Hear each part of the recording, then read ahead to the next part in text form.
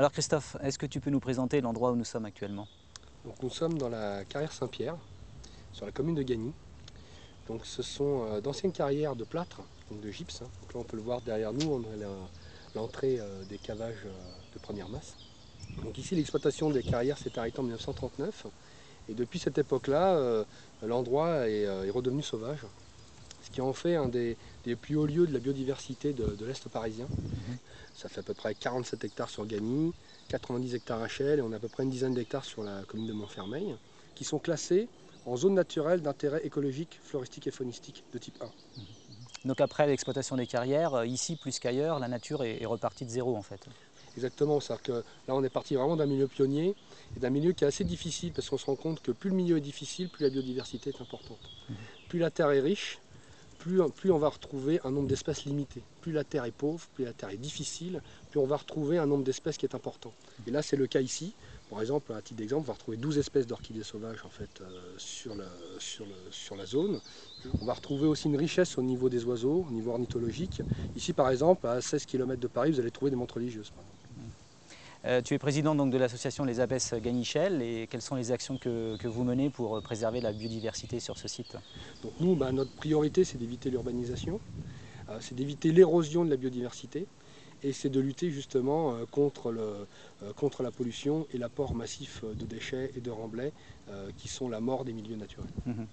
Après, ce qu'on essaye de faire, justement, on travaille sur des classements de protection, on organise des visites guidées de sensibilisation pour les jeunes et les moins jeunes, on organise aussi des opérations de nettoyage, on va retirer des déchets, ou des opérations d'entretien de milieu pour préserver la biodiversité, parce qu'ici on n'a pas de bison, on n'a pas de cerf, on n'a pas de sanglier, donc il y a une sorte de déséquilibre au niveau de la faune qu'il faut contrebalancer. Et voilà un petit peu le panel d'actions que l'on réalise sur ce site afin de le préserver pour les générations futures. Alors la biodiversité, elle peut être préservée partout, quel que soit le lieu où on habite. Si tu avais une idée à proposer pour préserver la biodiversité, quelle serait cette idée? C'est la recréation de mares. Alors c'est quoi le mar? Le mar, c'est une zone d'eau dans laquelle il n'y a pas de poissons.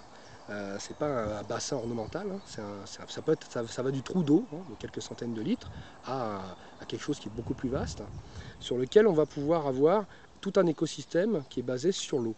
Donc c'est quelque chose qui peut être fait très facilement, par exemple, à côté d'une cour d'école.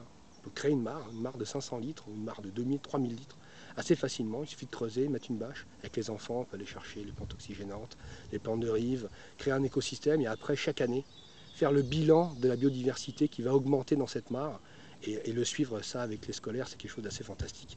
J'ai eu l'occasion de le faire avec différentes associations en collaboration avec des écoles. C'est quelque chose qui est assez extraordinaire à réaliser et à faire avec les enfants.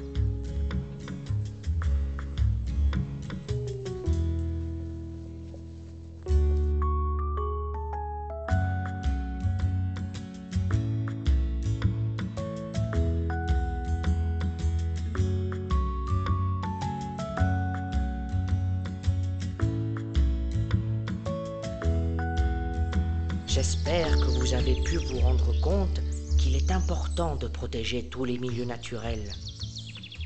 Tous les êtres vivants participent à l'équilibre de la nature. Sans oublier les humains. Vous pouvez participer à cet équilibre. Alors, à chaque fois que vous allez en forêt, faites le bon choix, celui de la biodiversité. Un petit conseil, quand vous marchez dans la forêt, faites attention aux limaces et à grand nigo l'escargot, car sa coquille ne suffira pas à le protéger. Au revoir à tous et bonne promenade.